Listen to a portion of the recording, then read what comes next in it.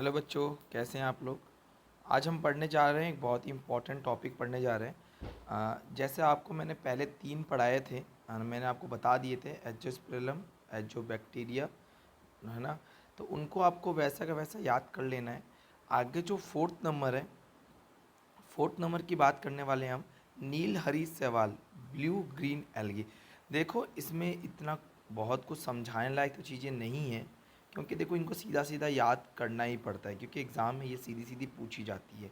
ठीक है, तो आपको भी सीधा सीधा इसी तरीके से याद रख लेना है, क्योंकि एग्ज़ाम में सीधी सीधी आती हैं। देखो नील हरी शैवाल को साइनोबैक्टीरिया भी कहते हैं, है ना। एक बार इनको पढ़ाने के बाद में इसका जो क्लास वीडियो बनाऊंगा, इसका डिफरेंस का बना दूंगा, ताकि आपको और आसानी हो जाएगी। ध्यान रखना, ये शैवाल 15 से 53 केजी नाइट्रोजन प्रति हेक्टेयर धान की खेती में यौगिकीकरण करता है। ध्यान रखना, क्या करता है? यौगिकीकरण करता है। इसके बाद इंग्लिश मीडियम का चलेगा। ठीक है, पहले हिंदी मीडियम चलेगा, फिर इंग्लिश मीडियम चलेगा। तो ध्यान रखना, ये यौगिकीकरण करता है। और इससे पहले जो भी आपने पढ़ा होगा वो नाइट्रीकरण वाले पढ़े होंगे, एजोस्पिलम, एजोटोबैक्टर, है ना। तो वो थोड़ा सा ध्यान रख लेना। ये पादप वृद्धि नियामक पदार्थ जैसे indole, acetic acid, oxygen, gibberellins आदि पैदा करते हैं। ठीक है, इनका उपयोग धान की खेतों में किया जाता है। ये प्रकाश संश्लेषण द्वारा अपनी वृद्धि एवं विकास कर धान की फसलों को नाइट्रोजन क्या करते हैं? उपलब्ध कराते हैं। समझ में आ गई बात। इनके एग्जाम्पल याद करना, एनाबीना, नॉनस्टॉक, साइटोनिया और आइसीलेटोरिया। ठीक है, चलो आगे बात कर लेते हैं हम लोग अब। प्रयोग विधि, देखो इसकी प्रयोग विधि आप मत याद करना, ठीक है। अगर फिर भी याद करना चाहो, जेड के हिसाब से अगर याद करना चाहो तो आप याद कर सकते हो। इसका उपयोग धान की रोपाई के 7 दिन पहले करते हैं। और ये याद कर लेना, फिर ये वाला 8 से 12 केजी प्रति हेक्टेयर की दर से नीलहरी शैवाल का छिड़काव किया जाता है। ठीक है, तो ये चीज़ आप याद कर लेना। तो इतना याद करने के बाद में आगे हम और बात कर लेते हैं। देखो आगे हम बात करने वाले हैं यहाँ पे एजोला की। ये वेरी वेरी इंपॉर्टेंट है हर एक एग्ज़ाम के लिए, चाहे 12th का हो चाहे जेड का हो। ये बहुत ही इंपॉर्टेंट होता है एजोला। ध्यान रखना, आपको इसके अंदर याद यहाँ से करना है। एजोला एक जलीय फन है जिसे एजोलोसी कुल में आता है। ये भारत में एजोला पिन्नटा पाया जाता है। ठीक है, ये अपने भीतर क्या करता है? नील हरी शैवाल को समेटे रखने वाला एक जलीय विलयन होता है। ठीक है, यह कहीं कहीं धान की खेतों में पानी की सतह पर तैरता हुआ मिलता है। आगे क्या याद करोगे आप लोग? आगे है एजोला एनाबीना एजोली के साथ सह जीवन क्रिया करता है। ये इंपॉर्टेंट है, ध्यान रखना। ठीक है, तमिलनाडु में क्या पाया जाता है? एजोला माइक्रोफाइला पाया जाता है, जैविक खाद के रूप में जिसका प्रयोग किया जाता है। ठीक है, तो इसको आप ऐसा कैसा याद कर लेना। आगे बढ़ जाए, तो इसको आप नोट कर लेना। ठीक है, तो देखो बहुत ही वैसा ही है, आसान सा है, कुछ ज़्यादा हार्ड नहीं है इसके अंदर, याद करने वाली चीज़ है। तो इसको आप एक बार देख लो, है ना, नोट कर लेना। ठीक है, वीडियो को पोस्ट करके इसको क्या करोगे आप? नोट कर लोगे। आगे बढ़ें। आगे है एजोला प्रतिदिन कितना यूज़ आता है? तो ध्यान रखना 1.0 से 1.5 केजी यूज़ आता है। ठीक है, समझ में आ गई बात। और नाइट्रोजन, यह हेक्टर तक नाइट्रोजन जमा करने की क्षमता को रखता है। तो इतना ही आपको याद कर लेना है। इसके बाद में आपको ये याद करना है, एजोला सहजीवी नाइट्रोजन स्थिरीकरण द्वारा 150 से 200 केजी प्रति हेक्टेयर नाइट्रोजन का स्थिरीकरण करता है। ठीक है, चलो आगे बढ़ते हैं। आगे जो अपना टॉपिक है, देखो अब तक हम पढ़ रहे थे नाइट्रोजन वाले, ठीक है। अब हम पढ़ने वाले हैं फॉस्फोरस वाले। तो फॉस्फोरस वाले बैक्टीरिया में कौन कौन से आते हैं? फॉस्फोरस विलेज जैव कौन कौन से? अब तक नाइट्रोजन वाले पढ़ रहे थे, अब हम फॉस्फोरस वाले पढ़ेंगे। ठीक है, इस जैव उर्वरक में बैक्टीरिया फफूंद व एक्टिनोमाइसिस की कोशिकाएं जीवित अवस्था में होती है। देखो यहाँ पे बात करा मृदा में अघुलनशील फॉस्फोरस को घुलनशील अवस्था में बदलने का कार्य करते हैं। ये पौधों की वृद्धि हेतु हार्मोन्स, विटामिन आदि भी प्रदान करते हैं। समझ में आ गई बात। तो कुल मिला के इनका काम क्या होता है? इन फॉस्फोरस जैव उर्वरक का काम ये होता है कि जो भी अविलेय फॉस्फोरस होती है उसको किस में बदलते हैं? वो बदलते हैं घुलनशील में। अघुलनशील को किसे बदलते हैं? घुलनशील में। समझ में आ गई बात। तो ये सब आप ध्यान रख लेना। ठीक है, आगे ये जो सूक्ष्म जीव होते हैं इन जिन सूक्ष्म जीवों की बात की जा रही है, फॉस्फोरस बुरी अवस्था में बदलना सूक्ष्म जैसे बैक्टीरिया। बैक्टीरिया कौन कौन सी प्रजाति होती है? तो बैसिलस तथा स्यूडोमोनास। कवक की प्रजाति कौन सी है? एस्परजिलस तथा पेनिसिलियम इसका मुख्य भाग भाग होते हैं। बैक्टीरिया में फेंजाई की निम्न प्रजाति जैसे बैसिलस सर्कुलांस, मतलब दोनों की मिक्स है, यहाँ पे ध्यान रखना, ये याद कर लेना। बैसिलस सर्कुलांस, बैसिलस पॉलीमिक्सा, सूडोमोनास स्ट्राइटा, ये आदि काफ़ी सक्रियता से मृदा में पाए जाते हैं, जो घुलनशील फॉस्फोरस में परिवर्तित करते हैं। ठीक है, अघुलनशील फॉस्फोरस किससे बदलते हैं? अघुलनशील में। ठीक है, अघुलनशील वालों को घुलनशील में चेंज कर देते हैं। ठीक है, जिससे पौधों को आसानी से फॉस्फोरस प्राप्त हो जाता है। कर लोगे? आगे बढ़े। देखो आगे इसका एक एग्जाम्पल दे रखा है। देखो अब अगला एक टॉपिक है माइकोराइजा। ये क्या होता है? ये जो भी फॉस्फोरस जैवरो पड़ा ना, उसी का एक एग्जाम्पल होता है। ठीक है, देखो ये करता है क्या है, देखो बहुत ही इंपॉर्टेंट, वेरी वेरी इंपॉर्टेंट। ठीक है, ये एक विशेष प्रकार का कवक होता है जो बहुशाखीय लंबे तंतुओं से बना होता है। इस तरीके से इसके अंदर बहुत सारे से तंतु से बना होता है। समझ में आ गई बात? ये पौधे और फसलों की जड़ों में इसके तंतु प्रवेश कर जाते हैं। तंतु का वह भाग जो जड़ों के बाहर रहता है मिट्टी से लगातार फास्फोरस अवशोषित कर देता है। देखो मतलब क्या है, समझना ध्यान से, बार मैं आपको समझा देता हूँ। मान लो ये मेरा कोई प्लांट है। ठीक है, क्या है? मेरा कोई प्लांट है। ठीक है, ये सॉइल है, ये सॉइल है।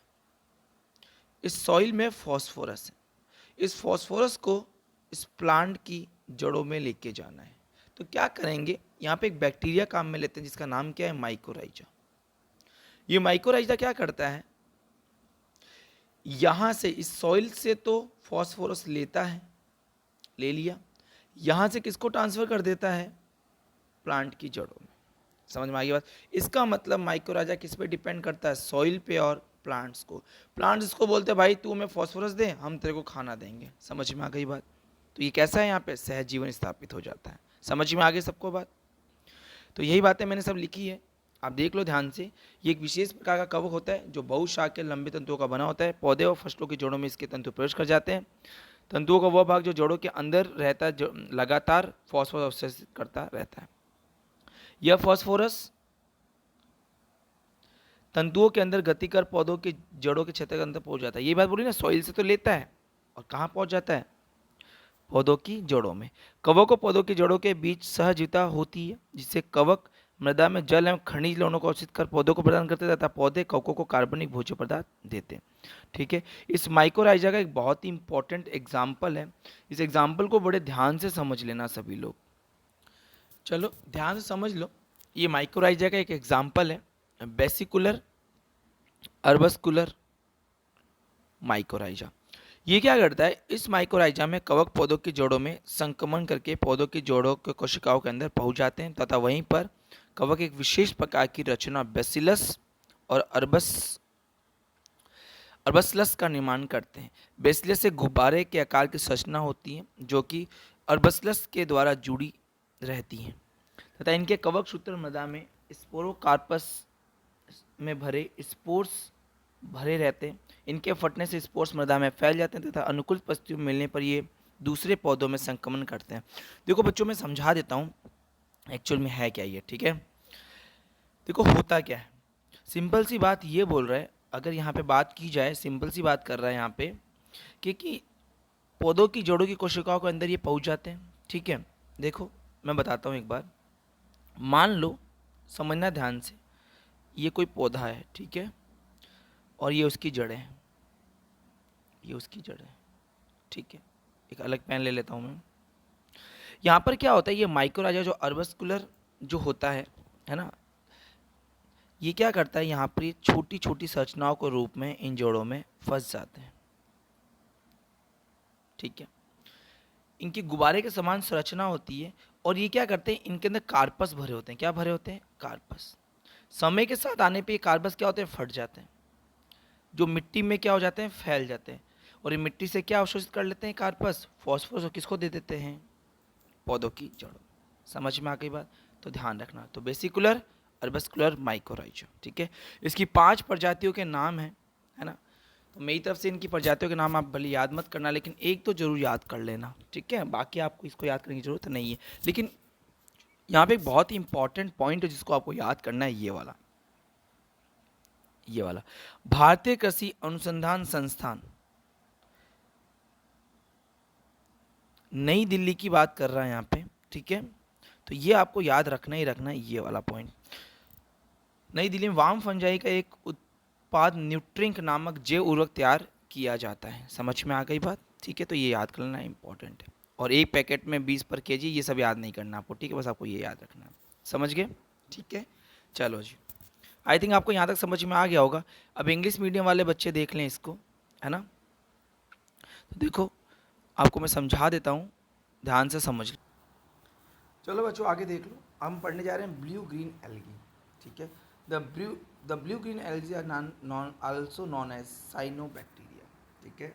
The algae fixed 15 to 53 kg nitrogen per hectare, ठीक है।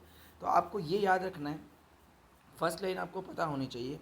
उसके बाद में they produce regulating substance like indole, auxin, acetic acid, gibberellin, ठीक है। दे आर यूज इन पैडीफील्ड, ये लिखा हुआ है पैडीफील्ड, ठीक है। तो याद रख लेना पैडीफील्ड, ठीक है। तो पैडीफील्ड याद रखना।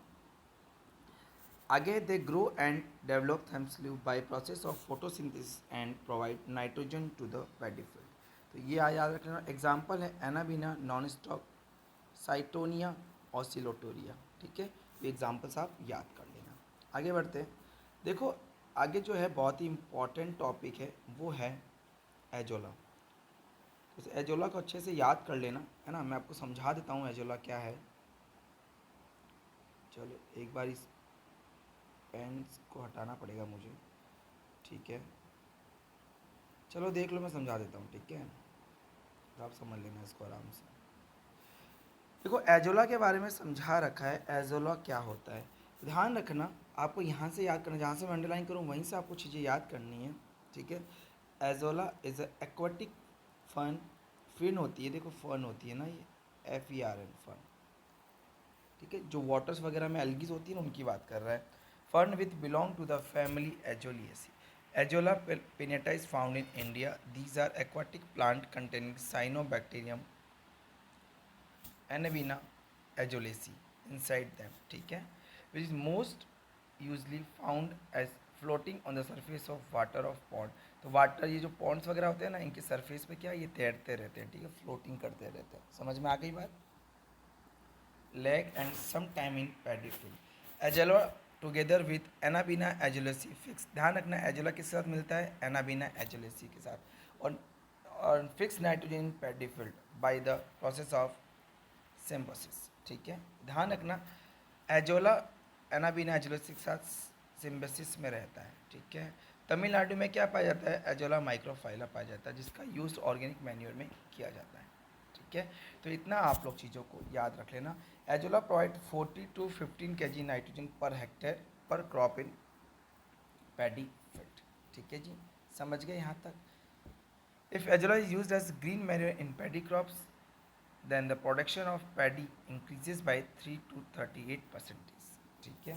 तो इतना आप लोग याद करना। और नीचे जो कैपेसिटी लिखी हुई है, azolla has the capacity of collecting nitrogen till 1.0 to 1.5 kg पर हेक्टेयर पर डे, ठीक है। इतना ही आपको याद रख लेना है। और ये लास्ट में ये ना, by symbiotic nitrogen fix can fix 150 to 200 kg nitrogen per hectare, ठीक है। आई थिंक समझ में आ गया होगा आपको। तो इन सबको आप नोट कर लेना अच्छे से, ठीक है। चलो आगे बात करते हैं। आगे हैं, इसको आप रहने देना, ठीक है। अगला अपना टॉपिक है फॉस्फोरस सॉल्युबलाइजिंग बायो फर्टिलाइजर, ठीक है। कुल मिला के ये होता है कि जो देखो वाटर सॉइल में क्या होता है ना, सॉइल में इनसॉल्युबल सॉरी सॉइल में इनसॉल्युबल फास्फोरस होता है। और ये जो बैक्टीरियाज होते हैं, ये क्या करते हैं, इनसॉल्युबल फास्फोरस को सॉल्युबल फास्फोरस में कन्वर्ट कर देते हैं, जो प्लांट्स की रूट्स को आसानी से मिल जाते हैं। समझ में आ गई बात। तो देखो in this fertilizer the cell of bacteria fungus and actinomycetes are living state and do act of converting insoluble phosphorus into solubilizing form in soil, ठीक है। This soil provide hormones vitamin etc for growth of plant. Microorganism in which bacillus and pseudomonas species of bacteria, aspergillus and penicillium species, ये सारी species आपको अच्छे से याद करनी है, और fungi are main for converting, देखो ये रहा, देखो क्या काम करते हैं, कन्वर्टिंग का क्या काम करते हैं, phosphorus into solubilizing form the following species of bacteria and fungi bacillus circulans, ठीक है।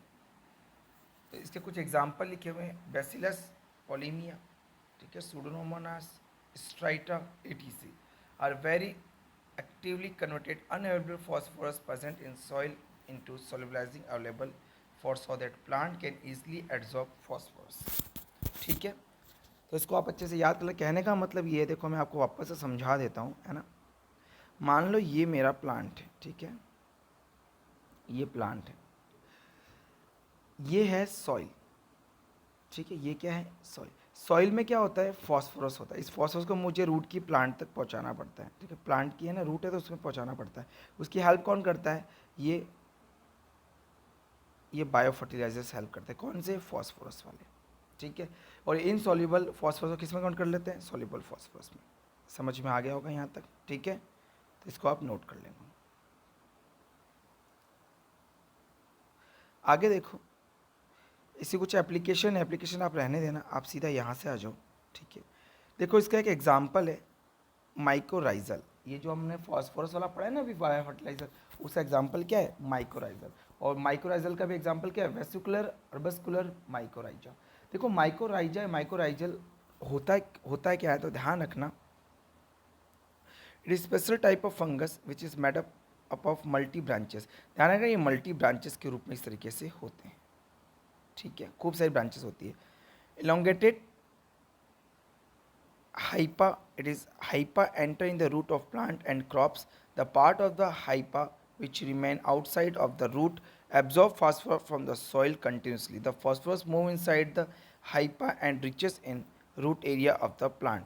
Symbiosis is developed between fungus and root of the plant where fungus absorb water and nutrient from the soil and into the plant, and the plant provide organic food substance to the fungus. क्या मतलब हुआ, ध्यान से समझो, एक बार मैं समझाता हूँ आपको। देखो होता क्या है, ये है प्लांट, ठीक है,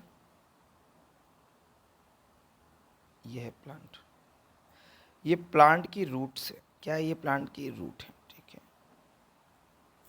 यहाँ पे माइकोराइजा है, ठीक है, कौन है ये, माइकोराइजा है। इसके हाइपा होते हैं, क्या होते हैं इसके पास, हाइपा, ये इसके हाइपा है। यहाँ पे सॉइल है, ये सॉइल ले रखी है, ठीक है, समझना ध्यान से। इसके अंदर फॉस्फोरस है, तो ये फंगस क्या करता है, अपनी एक हाइपा से फॉस्फोरस को एड्जॉर्ब करता है, यहाँ से फॉस्फोरस को एड्जॉर्ब करेगा, इस दूसरे से होते हुए यहाँ से इस कहाँ चला जाएगा, इस रूट में चला जाएगा। समझ में आ गई बात। तो एक बात बताओ, ये प्लांट और इसके बीच में किसकी तरह काम कर रहा है, सिम्बोसिस की तरह। इसका मतलब ये दोनों एक दूसरे पे क्या करते हैं, डिपेंड करते हैं। इसका मतलब प्लांट क्या बोलता है इसको, भाई तू मुझे फॉस्फोरस ला के दे दे, न्यूट्रिएंट्स ला के दे दे, मैं तेरे को क्या दे दूंगा, खाने के लिए ऑर्गेनिक मैटर दे दूंगा। समझ में आ गई बात सभी को, ठीक है। तो ध्यान रखना, सॉइल से तो इसने फॉस्फोरस एब्जॉर्ब किया, अपने हाइपा से इसने इसको कहाँ से दे दिया, प्लांट की रूट में, यही समझाया गया, ठीक है। चलो जी, समझ गए। आगे देखो, अगला है वेसिकुलर अर्बस्कुलर माइकोराइजा। देखो ये क्या होता है, अभी मैं आपको समझा देता हूँ, एक बार मैं बोल देता हूँ, ठीक है, फिर आप इसको समझ लेना।